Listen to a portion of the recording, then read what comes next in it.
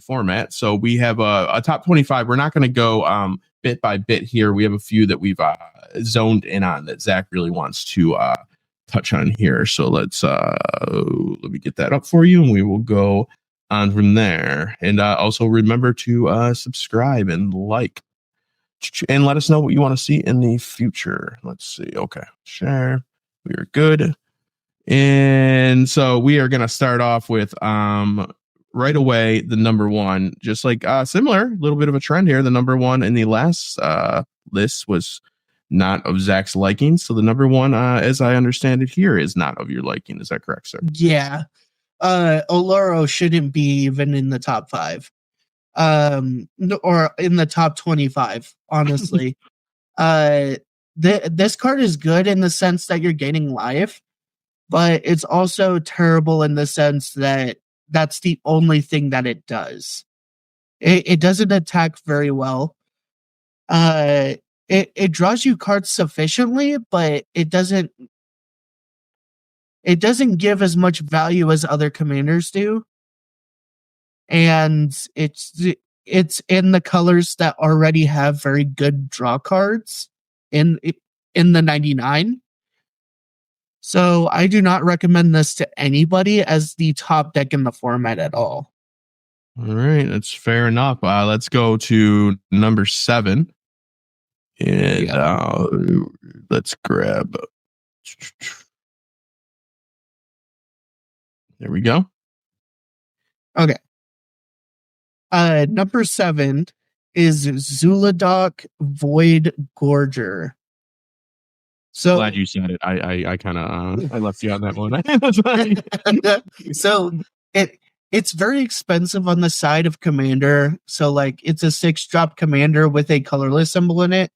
So it's fairly hard to cast if you're not just playing Eldrazi.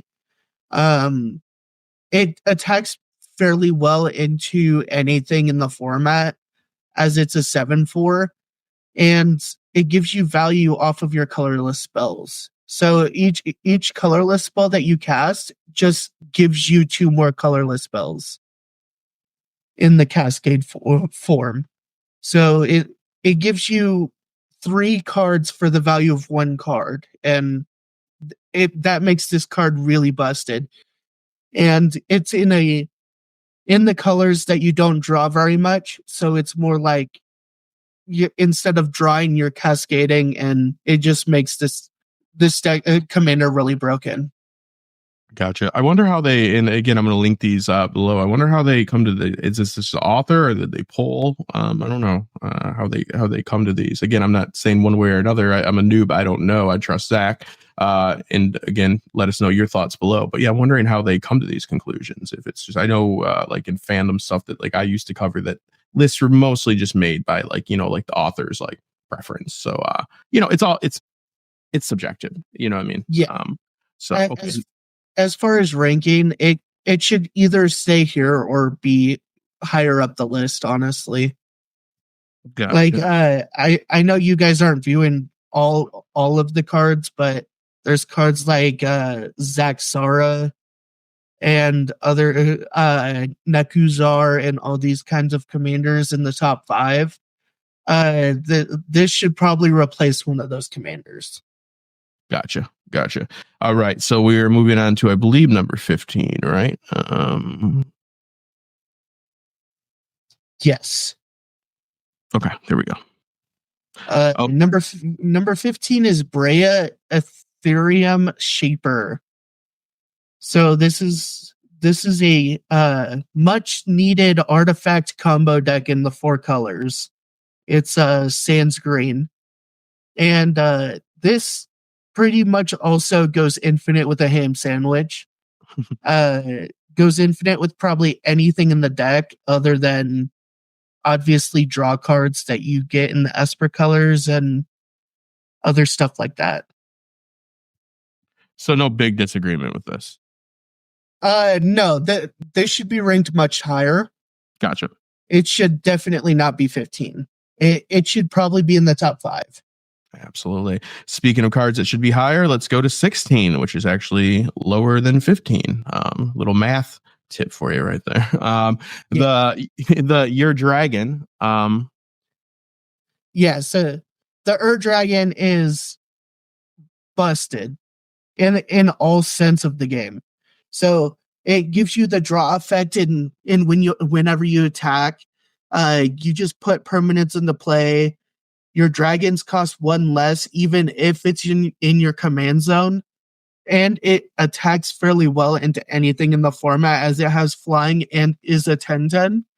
So like this should probably be in the top 3 in my mind. So even better than 15. So in speaking again, they're really going against you here, Zach. Number 18. Yeah, so number 18 is probably the most busted commander ever. So when this card was printed, it was immediately banned in 1v1 play. And it's just ridiculous, the enter the battlefield effect, even if he's in the command zone, and it's for each vampire. So as long as you're playing vampires, this is the most busted commander that you could possibly play in the format. So is this like True Blood vampires, Twilight vampires? What vampires we talking here? Vampires. No, we're talking every vampire. Yeah, like as long as a vampire is involved, you're playing this commander. Gotcha. So number 20 here. Corvold Fey Cursed King wins games with treasure tokens. Is it Corvold Fey Cursed King? Is that correct? Yes. There I go. It's Corvold Fey Cursed King. Okay. And this also goes infinite with a ham sandwich. So if you're playing Junked, all you're doing is sacrificing things or getting a shit ton of mana. And realistically, this is probably the best commander for that specific type of play. Mm-hmm. And mainly because it's enjund and it helps you draw cards. It also gets bigger as a flyer. So realistically, the first time you attack with it, he's a 5/5 or a 6/6 in the air. So you're killing people with commander damage and you're drawing cards while you're doing it. Probably by turn 4 or 5, you should be winning with this card if you're playing it correctly. Gotcha. I even know a little bit about that. Doing the commander damage in being able to pull is highly advantageous. I actually know that. I've been learning a little bit. So there we go. Right. So this is, I believe 23 is, I don't know if it's your top pick, but it's definitely up there. So let's go to 23. The last one that we're going to cover of this 25 card or not card deck list.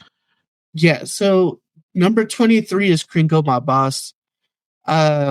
This is another card in the series of It Goes Infinite with Ham Sandwich. And this card should definitely be in the top 15.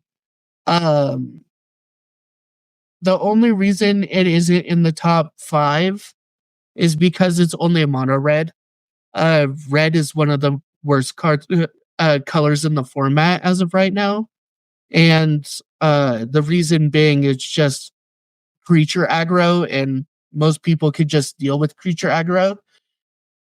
But because of the utility and his tap ability to make an absolute mega ton of goblins, it makes this card somewhere in the top 15.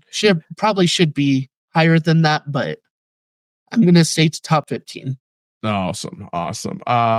So before we go to last, I wanted to touch on something really quick, just off the cuff here.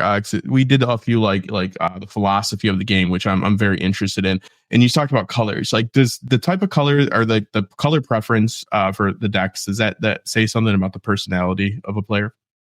Yes. So there's 4 different types of players. So there's the type of player that wants to control the game, most likely playing white, blue, white, black, somewhere in the Esper colors. And all they want to do is, I'm going to counter your thing. I'm going to board wipe. I'm going to control everything that's happening.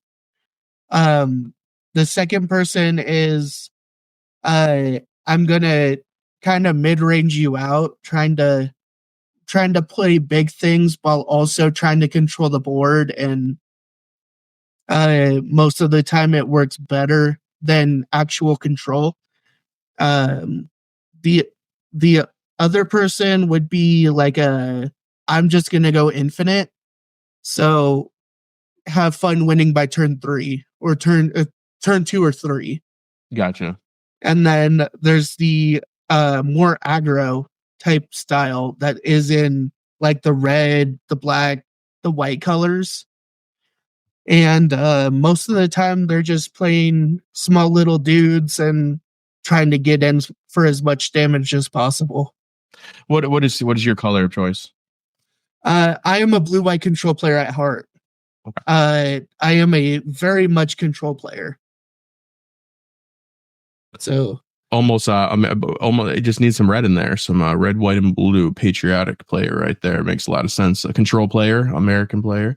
So yeah, I always find that fascinating. I wanted to touch on that really quick. That just the psychology and the philosophy behind the play styles and the colors and the different commander types and everything from the politician to the wild card, right? Type player. Yeah. Absolutely. So we have a few videos on that we did about a year ago that are really good. Actually, go check them out. And now we're gonna end it off with some free.